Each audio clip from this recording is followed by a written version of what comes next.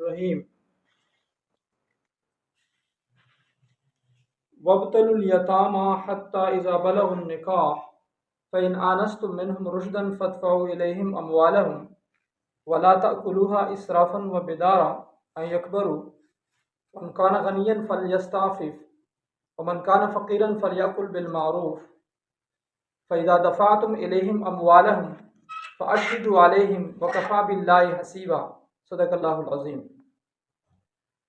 پہلے لفظی ترجمہ سنیں۔ وابتلو اور آزماتے رہو، سدھارتے رہو،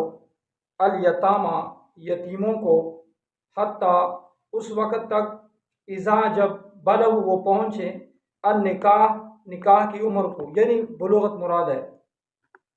فَإِن پس اگر آنستم تم پاؤ، معلوم کرو، منہم ان سے، رشدن ہوشیاری، سمجھداری، فادفعوا تو دے دو، دفع کر دو، الیہم ان کو، اموالہم ان کے اموال، ولا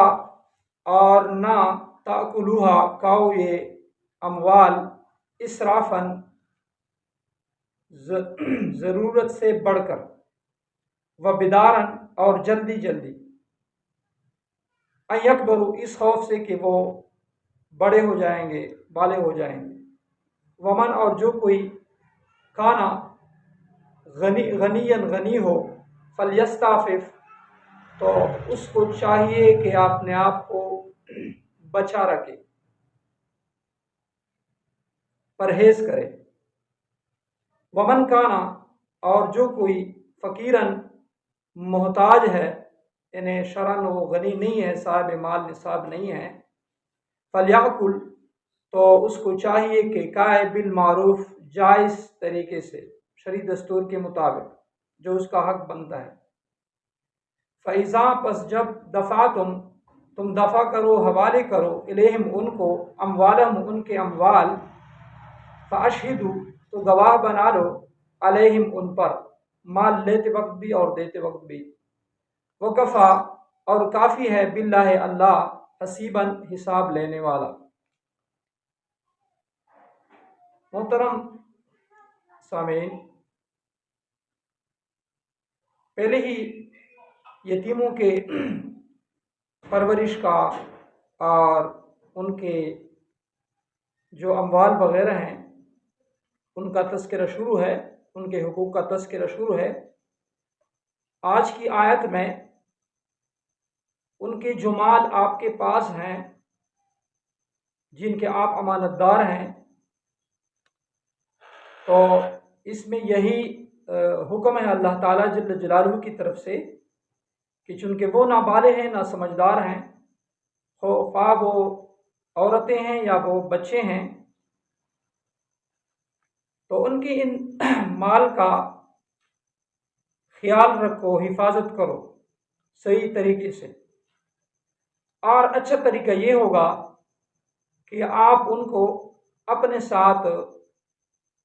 دکان میں، کارخانے میں، کھیتی باڑی میں لے جایا کریں اور ان کی تربیت کر لیا کریں۔ بس جب وہ اپنے عقل اور بلوغ کو، سمجھ کو پہنچ جائیں اور نفع نقصان کو سمجھ لیں، تب جا کر ان کے اموال ان کو حوالے کر دیں،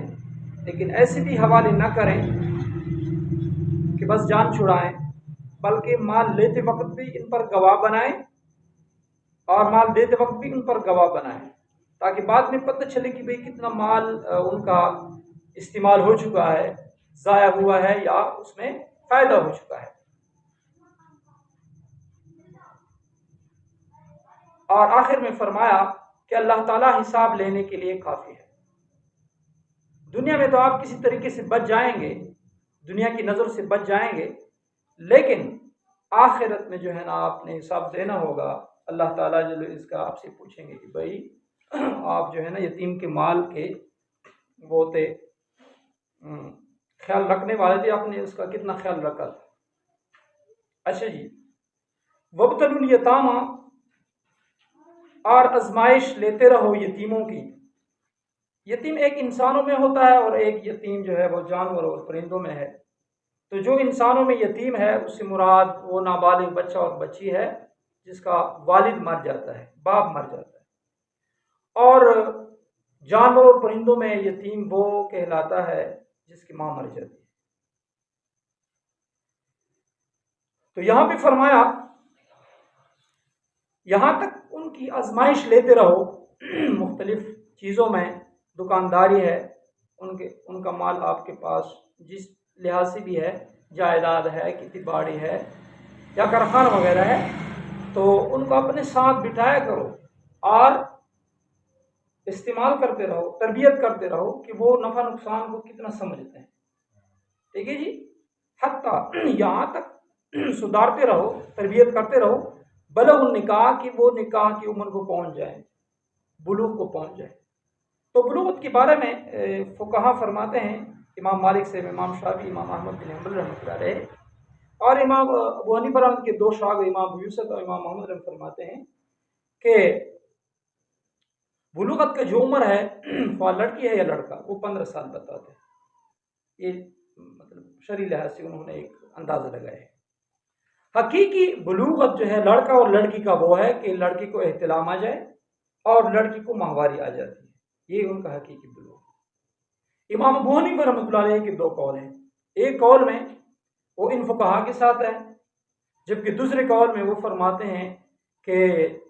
لڑکی کا عمر 17 سال جبکہ لڑکی کا عمر 18 سال۔ بہرحال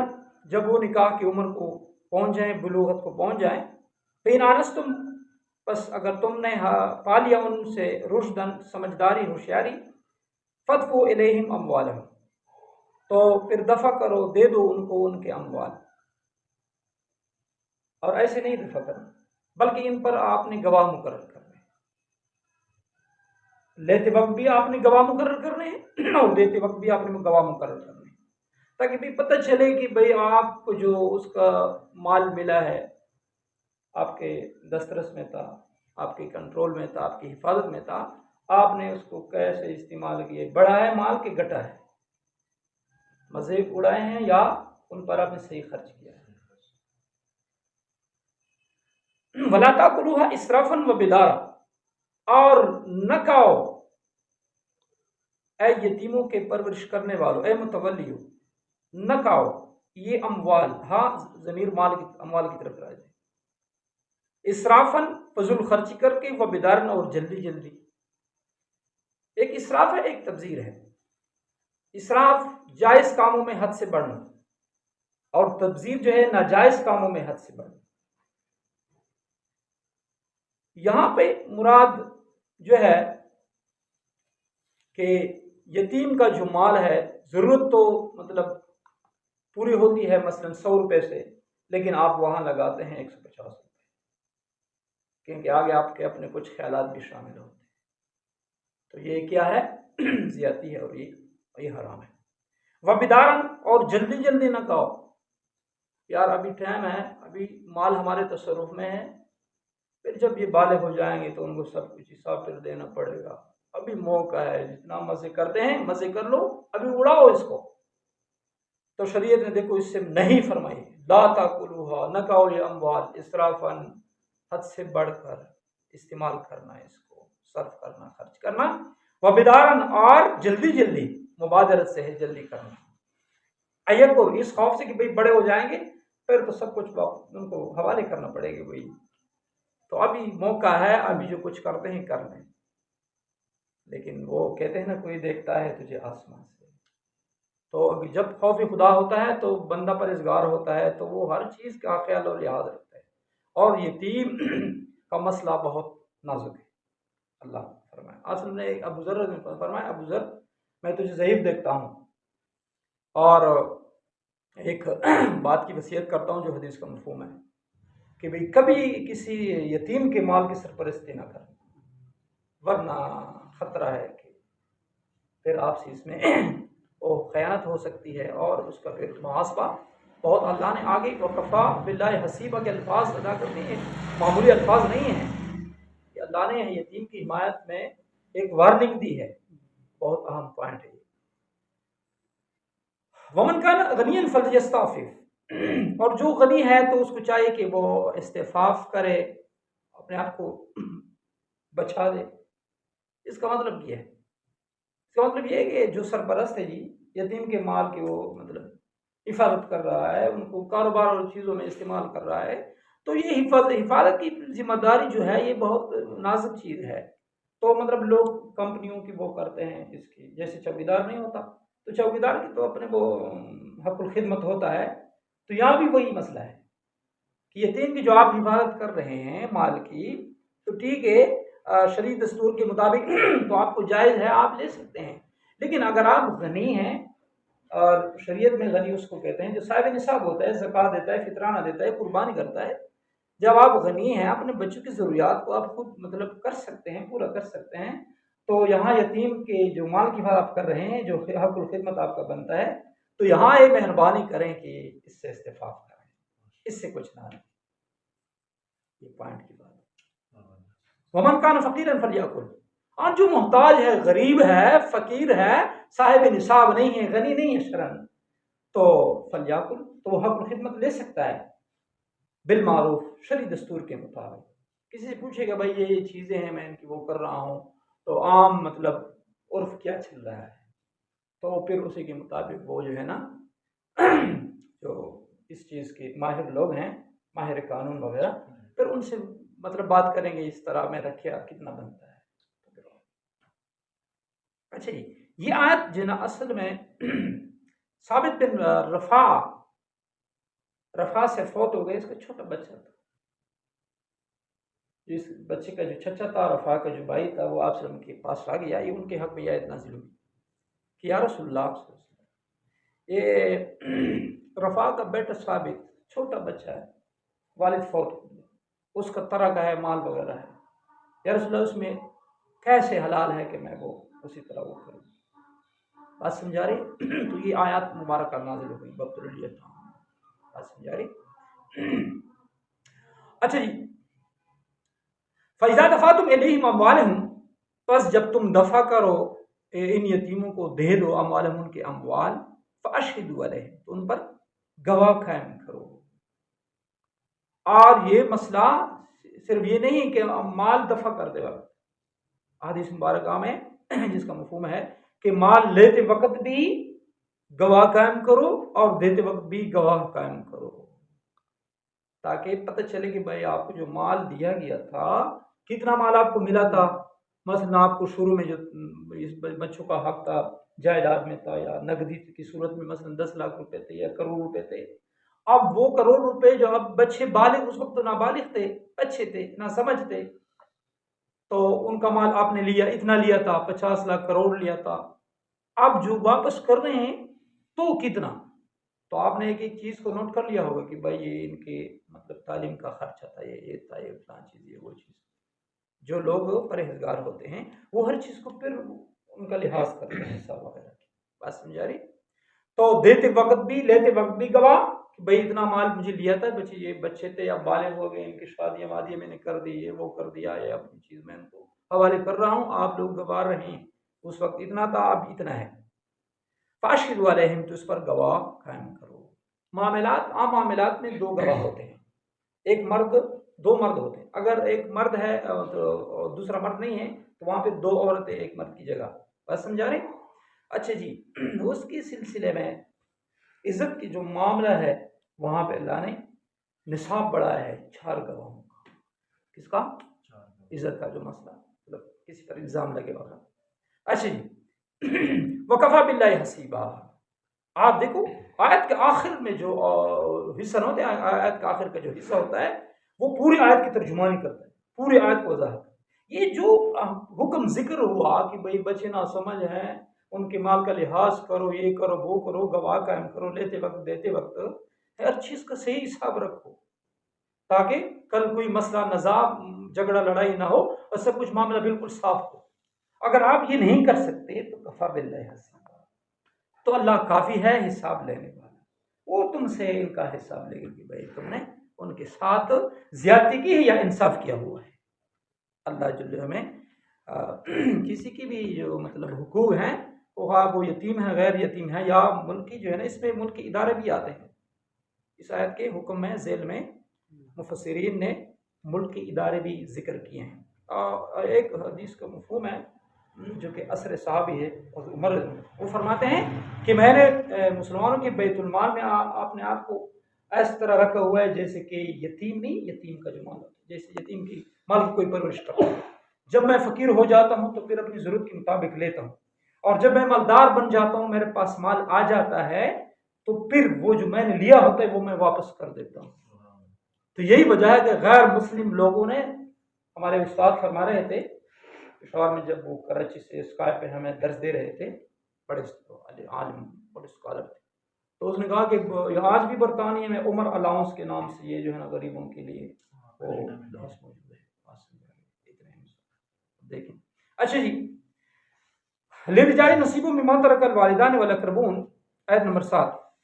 وللنساء نصیب مما ترک الوالدان والاقربون مما قل منه او كثر نصیبا مفروضا. یہاں سے میراث کا اجمالی حکم جو ہے نا وہ بیان ہو رہا ہے. دور جاہلیت میں چونکہ مسئلہ اس طرح ہوتا تھا کہ وہ میراث میں صرف بالغ لڑکوں کو، لڑکیوں کو عورتوں کو بالکل دیتے نہیں تھے، نہ بالغ بچوں کو بھی نہیں دی، ان کو دیتے تھے میراث جو گھوڑے کی پیٹھ پر بیٹھ سکے، تو ان کو صرف دیتے تھے. یہاں بھی یہ آیت جو ہے جس کے بارے میں نازل ہوئی ہے، یہ اوس بن ثابت جب فوت ہو گئے تو اس کے دو بھائی سوید اور عرفتہ ہے عرفجہ، یہ جو ہے نا انہوں نے سارا مال جو ہے وہ ہڑپ کر لیا. چونکہ اس کے جو اوس بن ثابت کی جو ایک بیوی تھی اور 3 بیٹیاں تھے، بعض روایت میں ہے کہ 2 بیٹیاں تھیں، ایک بیٹا تھا لیکن نابالغ تھا، تو نابالغ کو تو بالکل دیتے نہیں تھے، نہ عورتوں کو دیتے تھے. ان کا قانون جاہلیت کا یہ تھا کہ بھئی جو گھوڑے کی پیٹھ پر بیٹھ سکے، مال غنیمت کما سکے، لڑ سکے، بس وہ جو ہے نا میراث کا حقدار ہے. تو یہ اس مسئلہ جب پیش ہوا جب اس بن ثابت فوت ہو گئے تو جو مال تھا اس پہ سوید، اس کے بھائی سویدہ اور عرفجہ ہے کہ عرفتہ ہے، انہوں نے اس پر وہ کر دیا، قبضہ کر لیا. یہ ام کجا جو اوس بن ثابت ان کی بیوی ہے، وہ آ گئی آپ کے پاس، یا رسول اللہ اس ثابت جو ہے نا اوس بن ثابت فوت ہو گئے، اس نے بہت مال تھرکا چھوڑا ہے، لیکن ان کے بھائیوں نے اس سب پر وہ قبضہ کر دیا، نہ وہ ہمیں کھانے کو کچھ دیتے ہیں، نہ اس کی بچیاں ہیں، تو میں ان کی پرورش کیسے کروں؟ تو پھر آپ صلی اللہ علیہ وسلم نے ان کو بلایا، سوید اور عرفجہ کو بلایا کہ یہ کیسا معاملہ ہے کہ بچے ہیں اور بیوی ہے. کہ انہوں نے کہا یا رسول اللہ مسئلہ یہ ہے کہ اس کا بچہ اور بچے، نہ لڑکے تو نہیں لڑتے، نا لڑتے تو مرد ہیں، نہ گھوڑے کی پیٹھ پر سوار ہوئے ہیں، نہ انہیں کوئی مال غنیمت نہ اور کچھ کیا ہے، نہ کچھ کیا. تو سوچوں کہ یہ حکم نہیں آیا تھا، تب نے فرمایا آپ چلے جاؤ تب تک جب تک اللہ کا حکم آ جائے تو پھر اس پہ بات کریں. پھر اللہ تعالیٰ نے یہ آیت نازل فرمائی، آیت نازل فرمائی للرجال نصیب، مردوں کے لیے نصیب حصہ ہے، مما اس میں سے ترکا جو چھوڑ دیں، الوالدان والدین والاقربون یا ان کے جو مطلب چچا وغیرہ ہیں، وللنساء اور اس طرح عورتوں کے لیے بھی نصیب حصہ ہے، مما اس سے ترکا جو چھوڑے، وہ ترکا جو ہوتا ہے والدان مطلب والدین فوت ہو گئے تو جو چھوڑ دے مال جوڑتے ہیں، والاقربون یہ اس طرح قریبی رشتہ دار چچا وغیرہ ہیں، مما اس سے کلا وہ کم ہے، من ہو یہ ترکا او کسر یا زیادہ ہے، نصیباً حصہ ہے، مفروضاً مقرر. یہ آیت میراث جو ہے یہاں پہ اجمال ہے، آگے پھر اس کی تفصیل ہے. اچھا وہ مرد اور عورت میں میراث کا جو ہے ایک نسبت 2 ہے، ایک نسبت 2 ہے، تو ظاہر ہے تو یہ نا انصافی لگ رہی ہے. عورت ویسی بھی کمزور ہے اور مرد ویسے طاقتور ہے، اور وہ ہے، اور اس کا مطلب مثلا 4 کنال زمین ہے، ایک مثال ہے،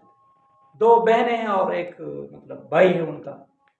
میراث یہی والد صاحب نے چھوڑا ہے، تو 2 کنال یہی لڑکا لے گا اور 2 کنال یہ جو ہے نا بہنیں لیں گی، یعنی ایک مرد 2 بہنوں کے برابر اور 2 بہنیں ایک مرد کے برابر ہے میراث کے حکم میں، میراث کے حکم میں. تو یہاں یہی بیان ہوا ہے.